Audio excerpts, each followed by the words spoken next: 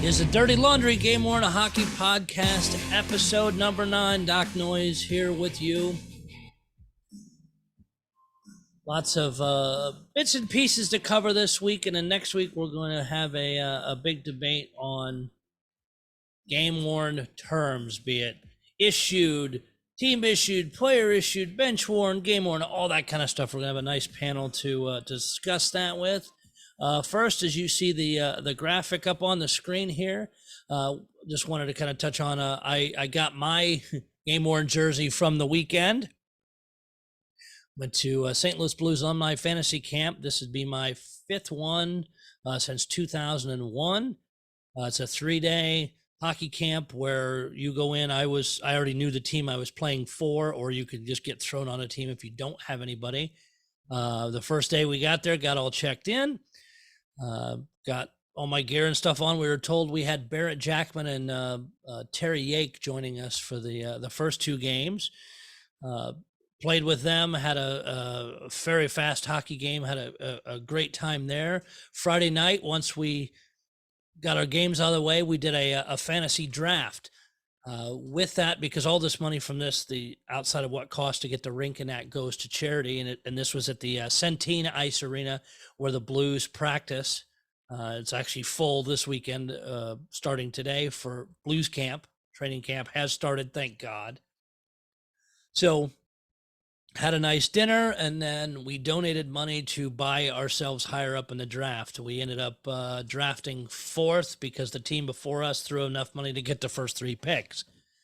With those picks, we were able to get Brad Boyes and Jamal Mayers, 2 guys that are very youngish. They've not been out of playing game long, but they're fast with their hands, fast on their feet, and it helped us a lot. Jamal Mayers, even when we played Saturday, fed me a nice pass, so I actually got to pick up a goal and an assist overall for the 6 games over the weekend.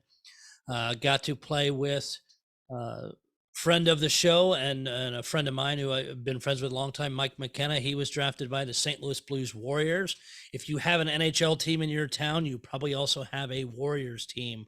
That's been a big mission now to have the Warriors team, which is a veterans that are at least 10% disabled play on these teams. It's a great event. I know they do tournaments just with themselves and do other things. It was great playing with them. Mike and I did some bumping on the ice as he was skating out, and so was I. And then things wrapped up on Sunday with the last 2 games, and actually on Friday we even went to an 11-round shootout. That was fantastic. I don't care what level you are. If you're that many rounds into a shootout and it's finally over, everybody loves that. Final games were on Saturday, and then we did a wrap-up dinner that night, and kind of tying this into game-worn jerseys, and I'm kicking myself for not having a big enough wallet, is they did raffle or auction off a Chris Pronger home jersey. Didn't get to inspect it super close. I got into the dinner late with talking to some people, but it sold for $1,000, which I think is undervalued myself, especially for everything he's done in the league. But as we move on from that, ads, we have more. I will say I was wrong. I originally, when we had this debate several weeks ago, I thought that we wouldn't hear anymore because you want to get that out there a little bit before we get fans excited. But no, we have some more. Arizona here, one of them here, the Gila River Resorts and Casinos. Of course, they sponsor a lot of things for the Coyotes. And thanks to Paul Rank, he also made sure I saw it in one of the Facebook pages, is pictures of the rookie camp, and those are covered over. The reason those were covered over, and if you've not seen the pictures, just basically black fabric tape over it, I know there's some debate online, is because that's Gila River Resort and Casinos. Gambling is not legal in California. So anywhere that they go, that states that are not legal for that. And in most cases, these are home jerseys only. So they're not going to make the trip. This was an exception. They covered it over. But like if, let's say, Arizona came to St. Louis or Chicago and for some reason wanted to wear their homes, they could, because both of those states have legal gambling. One of the other teams only has a home sponsor of a casino also. Same rules apply because you risk some places not going or not having legal gambling. So that's why if you saw those pictures wondering what's going on, that's why. Over to Montreal, RBC Bank. I think their logo is cool. I'm not a fan of the patch right there because it clashes so much with the jersey. And I understand the RBC blue is for their logo, but you're telling me you couldn't have said, hey, could we maybe make it Canadians blue and not baby blue? And a lot of people, the Canadians fans, are very upset with this. I don't blame them. Not the biggest fan of that patch. Like I said, I've seen some other ones as we looked at before. Very good. This not one of them.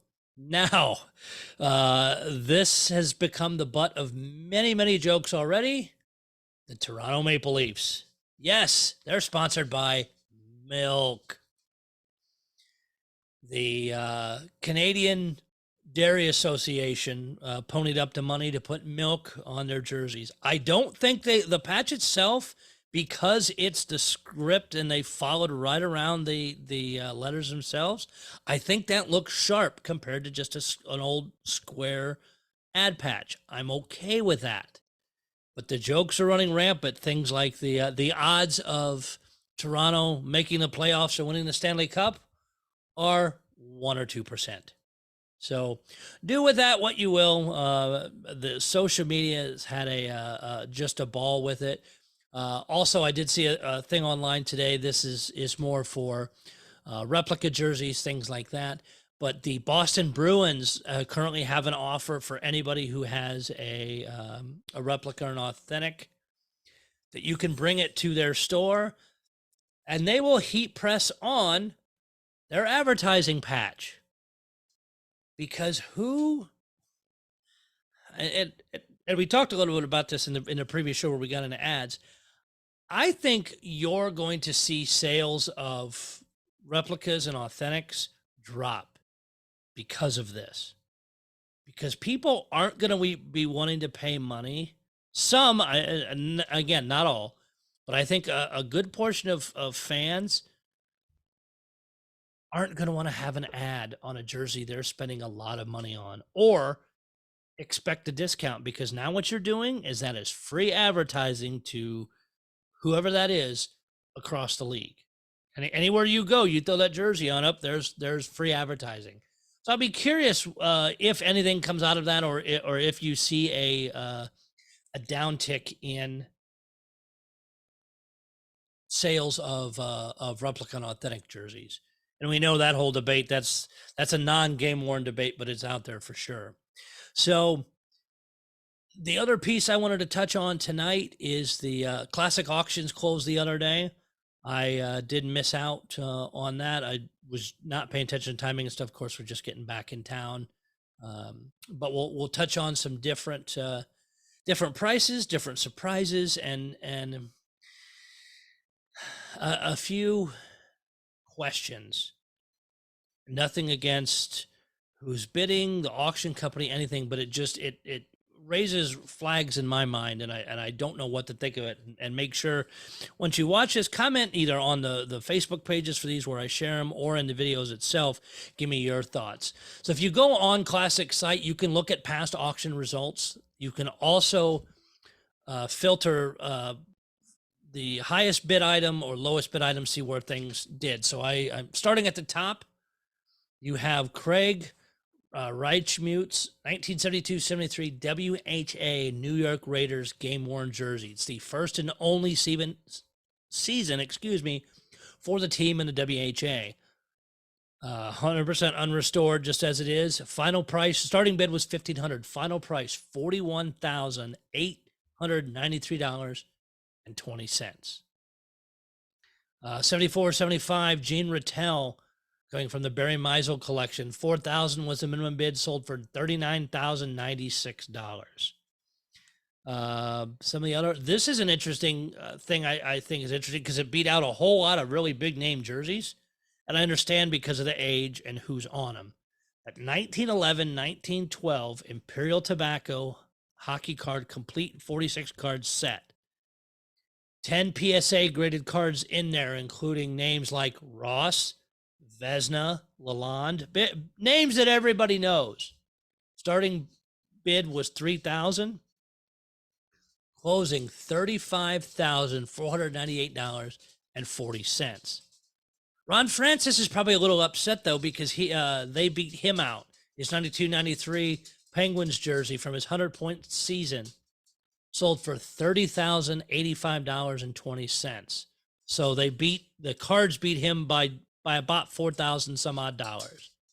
Larry Robinson, 72-73 Canadiens rookie season, 22,226.40.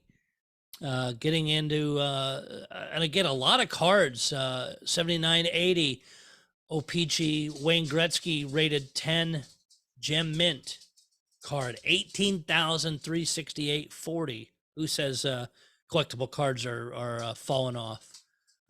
Some in the newish reigns, Alexander Karpatsev, 93-94 Rangers Stanley Cup Finals rookie jersey, 17,365.20. Brian Leach from 02-03, his Rangers alternative captain, $16,300.80. Some of the other different things in here, you got a Stan Mikita for $12,130. Some of those I would think would go higher, but Sid Abel, 1949 NHL All-Star Game jersey, $11,306.40. Patrick Waugh, 0203, $11,028. Austin Matthews. These are some of the ones that, and I don't know what the total. We'd have to go look at the reports of how many were put out. Austin Matthews, 1718 Maple Leafs, $10,779.60. For modern game-worn jersey, that seems crazy high. But again, I maybe I look at things different, seeing the number of jerseys that are cranked out for modern players that nowhere near that. Connor McDavid, 1617 Edmonton Oilers, just as a preseason alternate captain's jersey with the Rogers Place inaugural patch on it. It's just McDavid's only alternate captain's jersey, $9,112.80. I don't know. I think that may have gone over the other. Brendan Shanahan, 92-93 St. Louis Blues with the Centennial patch, 51 goal season, $8,710.80. And as I go through this, I'll touch on some other pieces. The other thing that I noticed through here, and maybe it's who's doing the bidding and how they're putting stuff in, but the Brendan Shanahan jersey I just mentioned, right above it in the auctions, LeBron James 2006 FIBA World Basketball Championship shoes, sold for the exact same amount of money of $8,710.80. There's a lot of that through this auction and things that don't necessarily line up. Like a 69-70 OPG hockey complete card set, $7,690.80. Brendan Shanahan alternate captain's photo match jersey and stick from 03-04, sold for the exact same amount of $7,690.80. There's just a lot of that through there, and I don't know if it's some other people doing bidding that's the kind of numbers they're throwing out there, but it's weird to me. Very weird to me. Some of the other things for, I don't know, maybe deals, and again, I don't know how some of the other teams are valued their stuff, especially older. You have a early to mid 70s Red Wings jersey for $715. I know those older jerseys like that are usually highly sought out. Kurt Muller, 2001 Dallas Stars jersey sold for just $630. A lot of jerseys and items sold in that $630 price mark. Brett Hedican, 7-8 Canes with the 10th anniversary patch, just $572. And again, maybe that's the more modern jerseys some collectors are losing their interest in. One of the ones, like I said, I was looking at Eric Brewer, 10-11 Blues captain's jersey, just $519. Brett Hull, 1996 Team USA practice jersey. I know those aren't as sought after, but at $471, that seems like a steal. Darcy Hordichuk, game-worn jersey and gloves from 11-12, $320.40. Scott LaChance, a Canadians game worn 2000 jersey for $320. An Oilers Cup Finals jersey. It is issued from 0506, but still, and maybe it's because they didn't win. $290.40. I couldn't touch, and again, the Oilers I know won a lot compared to the Blues. I couldn't touch an issued Blues Cup jersey for under $1,000. So it's interesting to see some of these prices. And again, feel free to go out to classicauctions.net and you can see the entire list, look and how things closed, and again, post your thoughts either in the video, on the Dirty Laundry Facebook page, or in the groups that I share this to anywhere. Love the interaction, kind of see what your thoughts are.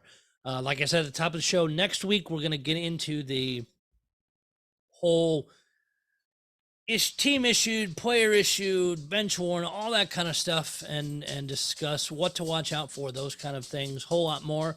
Continue to like my YouTube page, like the Dirty Laundry Facebook page. I'm going to try and give even more interaction out there. Thank you guys for listening and all the great comments. I appreciate the support. This is continuing to be a lot of fun, and I will talk to you again next week with another fun show. It is Dirty Laundry Game Worn Podcast. Talk to you next week.